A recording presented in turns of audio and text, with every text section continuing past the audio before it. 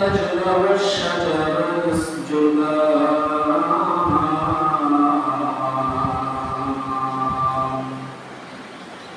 وفضل زمان على زمان كما فضل مكانا على مكان وإنسانا على إنسان ونشهد أن لا إله إلا الله وحده لا شريك له لا ضد له ولا ند له ولا مثل له ونشهد أن سيدنا وسندنا وحبيبنا وحبيب ربنا وطبيبنا وطبيب قلوبنا وطبيب قلوبنا ومولانا محمدا عبده ورسوله صلى الله تعالى عليه وعلى آله وأصحابه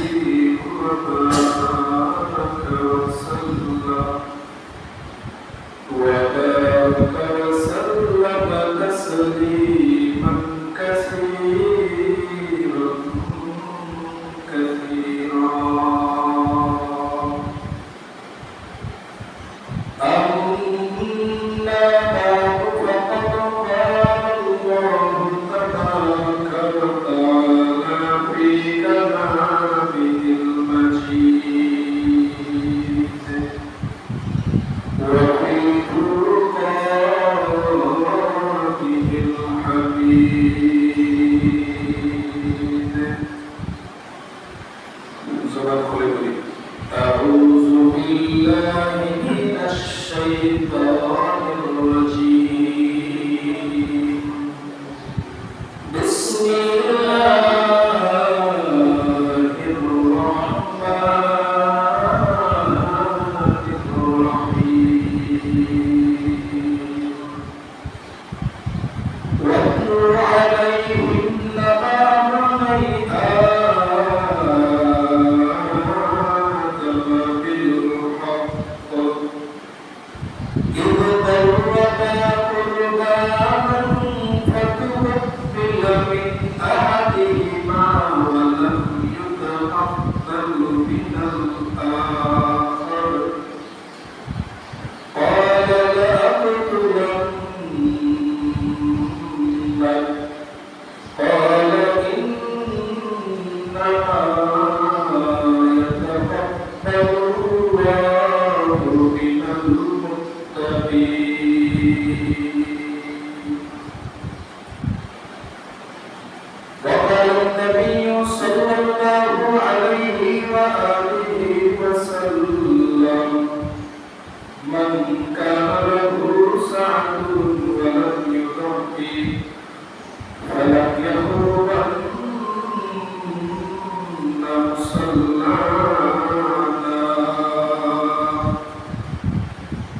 أو كما قال النبي عليه الصلاة والسلام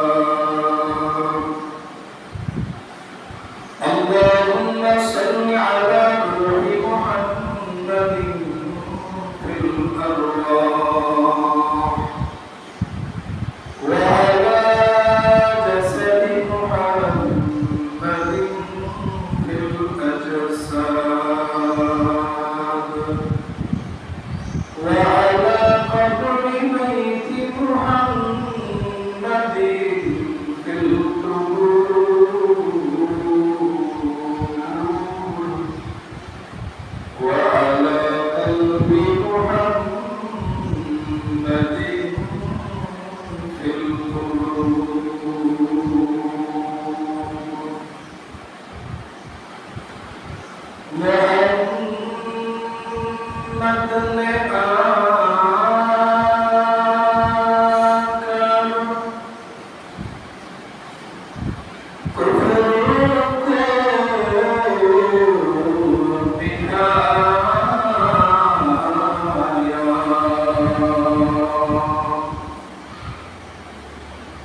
محمد نے آکر کفر کو بٹھایا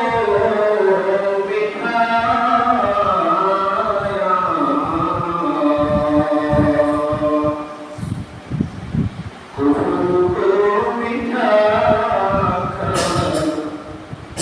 صداقت بتایا تو محبت کوئی بلغ العلا بجماله كشف الدجى بجماله حسنت جميع خصاله صلوا عليه وآله رہے میرے مسکن رہے میرے مسکن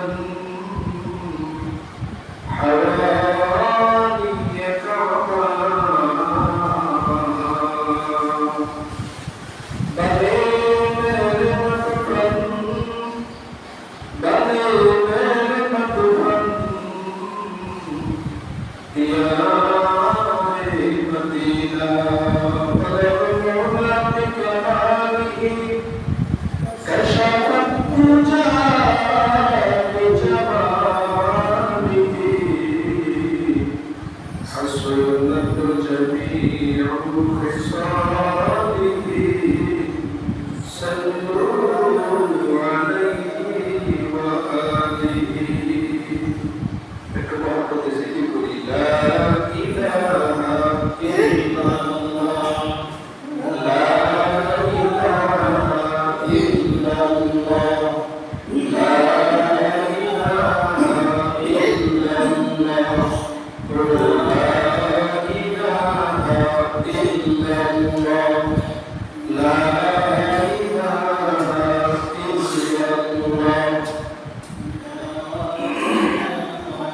إلا الله ذكرك الزين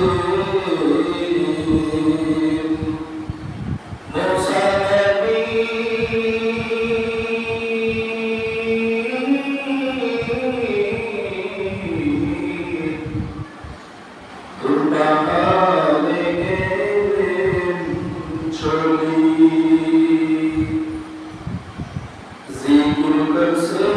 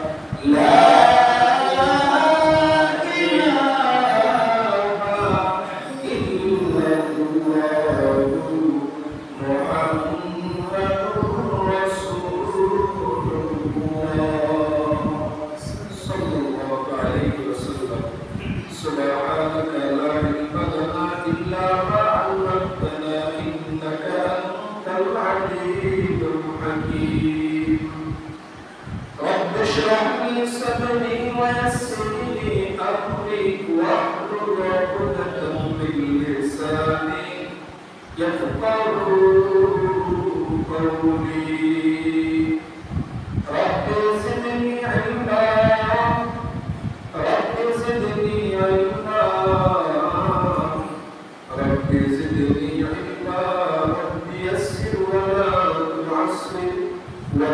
علينا بالخير وبك نستعين يا مستعان सूरज नदियाँ अपने शुआओं पर पैगाम सूरज नदियाँ अपने शुआओं पर पैगाम दुनिया है जो चीज़ को भी सुबह को भी शाम दुनिया में जो चीज़ को भी सुबह को भी शाम दुनिया का तमकार भी हो दुनिया का तमकार भी हो बाजार से वो ज़रूर खरीदार भी हो बाजार से वो ज़रूर खरीदार भी हो अल्हम्दुलिल्लाह समस्त प्रशंसा श्री महान रब्बुल आलमीনের জন্য যিনি আপনাকে আমাকে অত্যন্ত দয়া করে মায়া করে মহব্বত করে ভালোবাসে আল্লাহ তাআলা আমাদেরকে জুমার দিন আল্লাহ পাকের পবিত্র মসজিদে আসার এবং বসার কোরআন এবং হাদিস থেকে আমলের নিয়তে কিছু কথা আমাকে বলার জন্য আপনাদের আমলের নিয়তে শোনার জন্য আল্লাহ তাআলা আমাদের প্রত্যেককে কবুল মঞ্জুর করে সেই জন্য সেই মহান রব্বুল কায়নাতের দরবারে আমরা আমাদের দিল থেকে শুকর আদায় করি বলি আলহামদুলিল্লাহ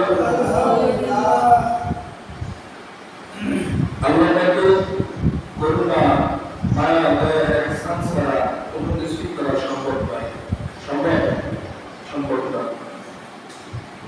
আল্লাহ তাআলা বলেন আইয়ুদিল্লাহু আইয়াহদিয়াহু يشرح صدره للإسلام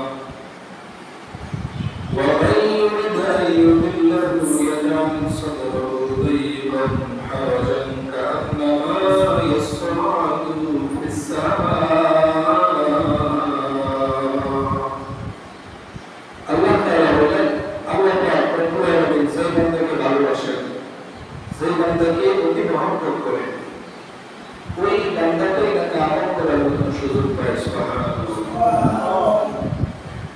আর যে বান্দা কে আল্লাহ তাআলা ইচ্ছা করেন যে ওয়াই ইউরিদ আইয়ুদিল্লাহু ওই বান্দার দিলের ভিতরে আল্লাহ তাআলা একটা ইয়াজাল সাদরাহু দাইকা একটা সিল মোহর আল্লাহ তাআলা দিয়ে দেন ওই বান্দার জন্য দিন বানা ইসলাম বানা আমল করা ওই বান্দার জন্য এতটা কঠিন হয়ে পড়ে দুনিয়ার মানুষ আসমানের কথা যতটা কঠিন এর থেকেও বেশি কঠিন হয়ে পড়ে বান্দার জন্য অনেক কাজ কামাই করা নাউজুবিল্লাহ অতএব আল্লাহ তাআলা আমাদেরকে ভালোবাসেন বিধায় আমরা মসজিদে আসতে পেরেছি আল্লাহ তাআলা আমাদেরকে সব সময় সর্বহালতে আমরা যেন আল্লাহ পাকের নিয়ামতের শুকর আদায় করতে পারি আল্লাহ তাআলার শুকরগুজার বান্দা হিসেবে আমাদের কবুল করে আমিন বলেন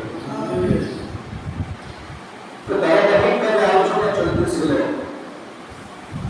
হযরত আদম আলাইহিস সালাম জান্নাত থেকে যখন তাকে দুনিয়ার জমিনে প্রেরণ করা হয়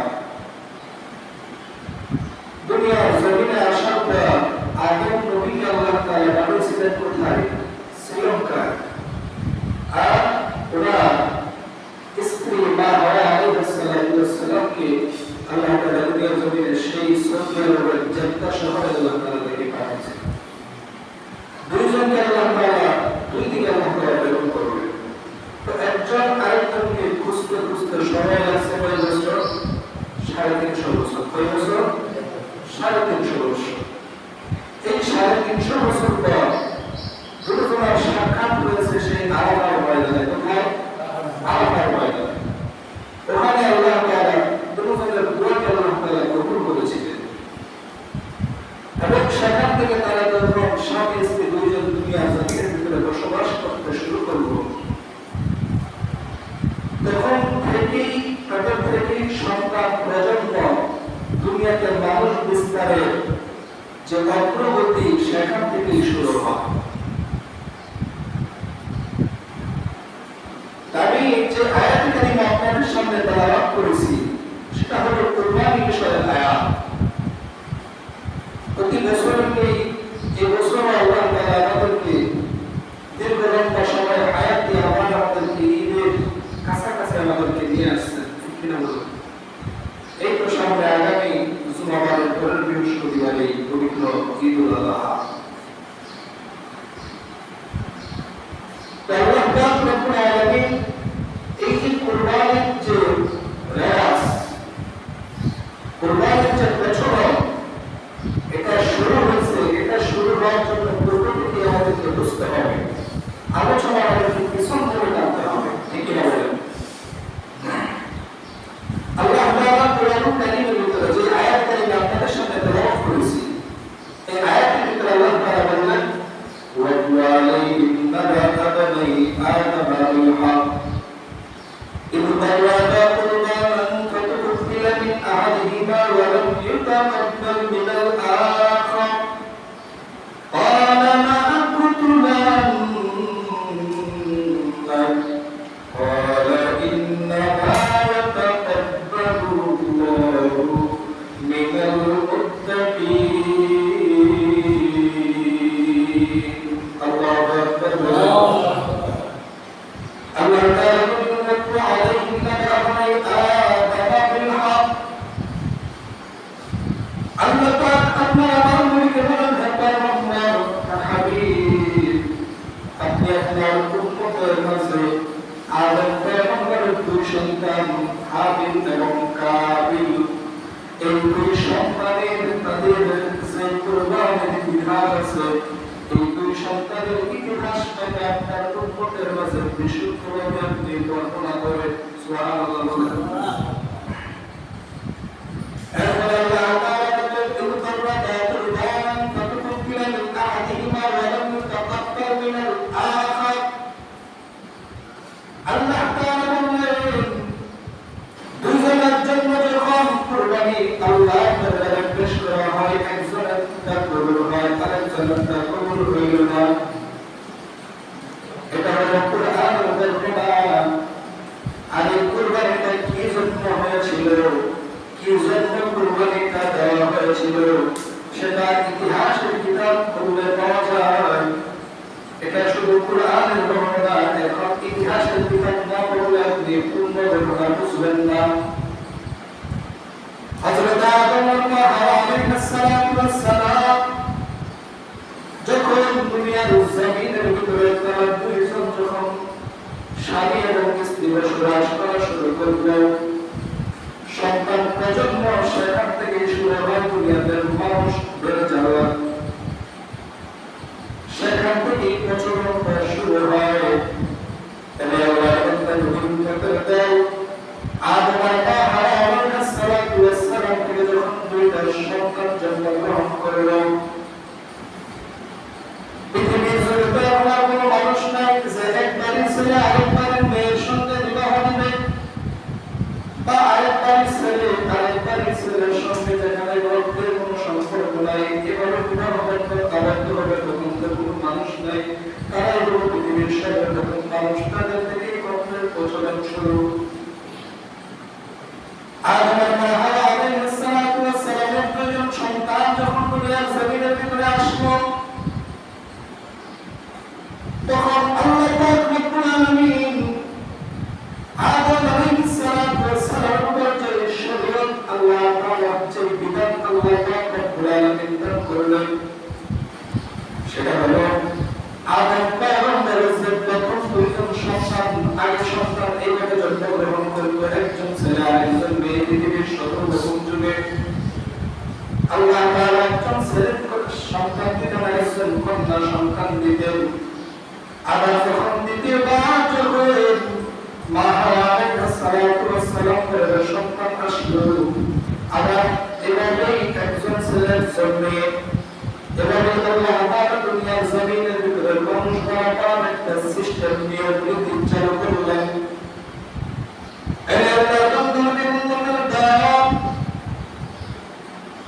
আল্লাহ পাক রব্বুল আলামিন আদম পয়গম্বরের কাছে বিধান দিলেন, প্রথম পর্ব থেকে যে ছেলে এবং মেয়ে সন্তান জন্মগ্রহণ করে বুঝলেন ভালো করে, তারা দুইজন যমজ ভাই বোন, দুইজন যমজ ভাই বোন, তাদের সঙ্গে বিবাহবদ্ধ হয়। কিন্তু দ্বিতীয় গর্ভ থেকে যে ছেলে এবং মেয়ে কন্যা সন্তান জন্মগ্রহণ করবে, ছেলে সন্তান, দ্বিতীয় গর্ভের ছেলে এখন গর্ভের মেয়ে বিবাহের পরিবর্তে দিয়ে দিলেন আল্লাহ তাআলা, এবং প্রথম গর্ভের ছেলে দ্বিতীয় গর্ভের মেয়ে বিবাহের পরিবর্তে আল্লাহ তাআলা দিয়ে দিলেন। হাবিল এবং কাবিল তারা একজন আগের গর্ভের আরেকজন পরের গর্ভের, এবং তাদের দুজনের দুজন গুণ আছে। কথা বুঝতেছে না? আল্লাহ পাকের নিয়ম অনুযায়ী তাদের যখন বিবাহের একটা বয়স হইল, তারা যখন স্বাভাবিক হইলেন, আদম এবং হাওয়া আলাইহিস সালাম দুইজন তাদেরকে তাদের দুইজন করে বিবাহ বন্ধনে আবদ্ধ করার জন্য তারা প্রস্তুতি নিলেন। হাবিলের গুণ কাবিলের সঙ্গে, কাবিলের গুণ হাবিলের সঙ্গে বিবাহ বন্ধনে আবদ্ধ হলেন। ইতিহাসের কিতাবগুলোয় পাওয়া যায় কাবিলের গুণ ছিল অত্যন্ত বড় সুন্দরী এবং হাবিলের গুণ ছিল একটু কালো। আল্লাহ পাকের শরীয়ত কিতাব অনুযায়ী যখন হাবিলের গুণের সঙ্গে কাবিলের বিবাহ বন্ধন আবদ্ধ হলো, কাবিলের গুণের সঙ্গে হাবিলের বিবাহ বন্ধন আবদ্ধ হয়। কাবিল হাবিলের গুণটা কালো হওয়ার কারণে কাবিল সেই কালো গুণটাকে সে বিয়ে করবে না। হযরত আদম আলাইহিস সালাম কাবিল তার যমজ বোন হাবিলের সঙ্গে যার বিবাহ বন্ধন আবদ্ধ হয়েছিল, কাবিলের যমজ বোন সুন্দরী হওয়ার কারণে কাবিল চাইল আমি আমার যমজ বোনকেই বিয়ে করব। আল্লাহ পাক রব্বুল আলামিন যমজ বোনকে তো বিবাহ করতে হারাম করে দিয়েছেন। আল্লাহ পাকের বিধান শরীয়ত অনুযায়ী আদম আলাইহিস সালাম কাবিলের প্রস্তাবকে প্রত্যাখ্যান করে বলেন, না না হবে না, আল্লাহর পক্ষ থেকে অনুমতি নাই, শরীয়ত বিধান তোমার মতো যায় না, তুমি তোমার বোনকে তুমি বিবাহ করতে পারবে না, হাবিলের বোনকে তোমার বিবাহ করা লাগবে। কাবিল যখন কোনোভাবেই মানতেছে না, আদম আলাইহিস সালাম এইবার তাদের দুইজনকে কুরবানি করার জন্য আল্লাহর রাস্তায় কুরবানির জন্য তাদেরকে দুইজনকে বললেন, যাও তোমরা যার যা আছে তা দিয়ে তোমরা তার কুরবানি করো, যার কুরবানি কবুল হয়ে যাবে এই সুন্দরী মেয়েটাকে তার সঙ্গে বিবাহ দিয়ে দিব। এইবার কাবিল সে কৃষি কাজ করত, কুরবানির জন্য সে কিছু শস্য কিছু ফসলাদি কুরবানির জন্য আল্লাহর রাস্তায় কুরবানির জন্য নিয়ে আসলো। আর হাবিল সে ছাগল ধরে এসবের রাখাই করত। হাবিল সে সুন্দর একটা তরুণ তাজা ভালো একটা বেড়া সে নিয়ে আসলো আল্লাহর রাস্তায় কুরবানির জন্য, দুজন কুরবানি দেওয়ার জন্য। এইবার যখন তারা দুজন তাদের যা সামর্থ্য অনুযায়ী সামনে নিয়ে উপস্থিত হয়, আদম পয়গম্বরের জামানায় এমন নিয়ম রীতি এমন ছিল, যার কুরবানি কবুল হবে আসমান থেকে আগুন এসে অগ্নি শিখা এসে তার কুরবানির জন্তুটার কুরবানির জিনিসটা বস্তুটাকে পুরায় ছাইবা দিবে। আসমান থেকে অগ্নি শিখা এসে জন্তু বস্তুটাকে ছাইবা দিবে, তার কুরবানিটা মনে করবে যে কুরবানিটা কবুল হয়েছে। এটা ছিল আমাদের যুগের রীতি বিধান। তো তুমি যখন হাবিল সে একটা বেড়া নিয়ে হাজির হয়, আর কাবিল সে কৃষি কাজ করতে পারে, সে কিছু ফসলাদি নিয়ে কুরবানির জন্য সঙ্গে উপস্থিত হয়। হাবিলের কুরবানি এই বেড়াটা হাবিলের কুরবানিটা আল্লাহর কাছে প্রথম পছন্দনীয় হয়েছে। সুবহানাল্লাহ। হাবিলের কুরবানির জন্তুটা বেড়াটা আসমান থেকে আগুন আইসা হাবিলের জন্তুটাকে জ্বালায়া করে ছাইবা দেওয়ার পরে আগুন আবার আসমানে চলে যায়। এইবার সিদ্ধান্ত হয়ে গেল, এটাই আল্লাহ তাআলা বললেন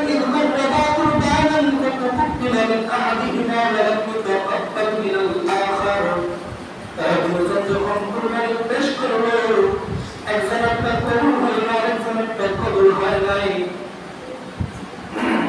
কাদের যা শস্য দানা যা সেরা ছিল সব মাটির মধ্যে যেমন ছিল এমনই পড়ে আছে। কাদের বড় ক্ষিপ্ত হয়ে গেল, রাগান্বিত হইয়া তার পায়ের হাত উঠে যাচ্ছে, হে ভাই, আমি তোমাকে হত্যা করবো, নাউযুবিল্লাহ বলেন, আমি তোমাকে খুন করে ফেলবো, হত্যা করে ফেলবো। তখন এই কথা যখন কাবিল হাবিলকে বলল, হাবিল এবার খুব শান্ত শিষ্টভাবে একটা কথা তিনি বলেছিলেন। তার কথাটা আল্লাহ তাআলা এত পরিমাণ পছন্দ করেছেন, আল্লাহ পাক হাবিলের কথাটাকে কুরআনে লিপিবদ্ধ করে দিয়েছেন। সুবহানাল্লাহ। হাবিল তখন বললেন, قال إنما تقبل الله يتقبل الله من المتقين। الله أكبر। আল্লাহ পাক রব্বুল আলামিনকে যারা ভয় করে, যারা খুদা দিল, আল্লাহ পাক তাদের থেকে তাদের কর্মকে আল্লাহ তাআলা গ্রহণ করেন। কুরবানির বস্তু যন্ত্র সব কোনো মুখ্য বিষয় নয়। আল্লাহ পাক দেখেন বান্দার ভিতরে তাকওয়া কেমন। বান্দা তুমি কি ছাগল কুরবানি দিলা না গরু কুরবানি দিলা, এখানে তোমাদের বোঝার বিষয়। হাবিল আমাদেরকে শিক্ষা দেয়, قال إنما يتقبل الله من المتقين। এই বান্দা তুমি ছাগল কুরবানি দিলা না গরু দিলা, তুমি কি এক ভাগে কুরবানি দিছো না 5 ভাগে দিছো না 7 ভাগে দিছো? গরু দিলা, ছোটটা দিলা না বড়টা দিলা, মহিষ দিলা না কি দিলা না উট দিলা না ভেড়া দিলা না দুম্বা দিলা? তবে আল্লাহ বান্দার উম্মত, আল্লাহ পাক রব্বুল আলামিন এই সকল কিছুই দেখবেন না। লা ইয়ানালুল্লাহু লুহুমুহা ওয়ালা দিমাউহা ওয়ালাকিন ইয়ানালুহু তাকওয়া মিনকুম। হে বান্দা, যে জন্তু যে বস্তুই তোমরা কুরবানি দাও না কেন, এই সবের কোনো কিছুই আমার আল্লাহ দরবারে পৌঁছায় না। বান্দা আল্লাহ পাক দেখেন, ওয়ালাকিন ইয়ানালুহু তাকওয়া মিনকুম। আল্লাহ তাআলা দেখেন বান্দা তোমার কলব কি, তোমার তাকওয়া কি, তোমার মন কি গোশত খাওয়ার নিয়ত নাকি তুমি আল্লাহর জন্য কুরবানি দিছো? তুমি কি কুরবানি দিছো সারা বছর ফ্রিজে রেখে রেখে খাওয়ার জন্য, নাকি আল্লাহ তাআলাকে রাজি এবং খুশি করার জন্য? আল্লাহ পাক রব্বুল আলামিন দেখবেন বান্দা তোমার তাকওয়া। আল্লাহ তাআলা দেখবেন বান্দা তোমার তাকওয়া, তোমার অন্তর কি, তুমি কি আল্লাহ তাআলাকে রাজি এবং খুশি করার জন্য দিছো, নাকি নিজেকে এলাকার ভিতরে নিজের নাম উঠানোর জন্য তুমি কুরবানি করছো? আজকে যদি আমি কুরবানি না দিই তোমাকে কি বলবে, তোমাকে কি বলবে? এর জন্য কি তুমি তোমার রিয়া, এটার জন্য কি তুমি কুরবানি দিছো? আল্লাহ তাআলা দেখবেন তোমার তাকওয়া। হাবিল বলেন, قال إنما يتقبل الله من المتقين। কুরবানির জন্তু বা বস্তু এর কামিল এর সব কোনো কিছুই মুখ্য বিষয় নয়। আল্লাহ তাআলা দেখবেন বান্দা তোমার তাকওয়া, তোমার কলব, তোমার হৃদয়। এরপরে আল্লাহ তাআলা কোরআনুল কারীমের ভিতরে বিস্তারিত ঘটনা বর্ণনা করেন, لئن بسطت إلي يدك لتقتلني ما أنا بباسط يدي إليك لأقتلك إني أخاف الله رب العالمين। الله أكبر। কাবিল বলেন, হাবিল বলেন, কাবিল তুমি যদি আমাকে হত্যা করার জন্য হাত বাড়াও, আমার উপরে হাত তুলে, মা আনা বিবাসিতি ইয়াদি ইলাইকা লিআকতুলাক, আমি কিন্তু তোমাকে হত্যা করার জন্য হাত উঠাবো না, আমি তোমাকে কিছুই বলবো না। ইন্নী আখাফুল্লাহ রাব্বাল আলামিন, কারণ আমি আমার বিশ্ব জগতের পালন করতে ভয় করি। আমি আমার বিশ্ব পালন করতে ভয় করি। অতএব কাবিল, আমি চাই তুমি আমাকে হত্যা করো, আমার গুনাহ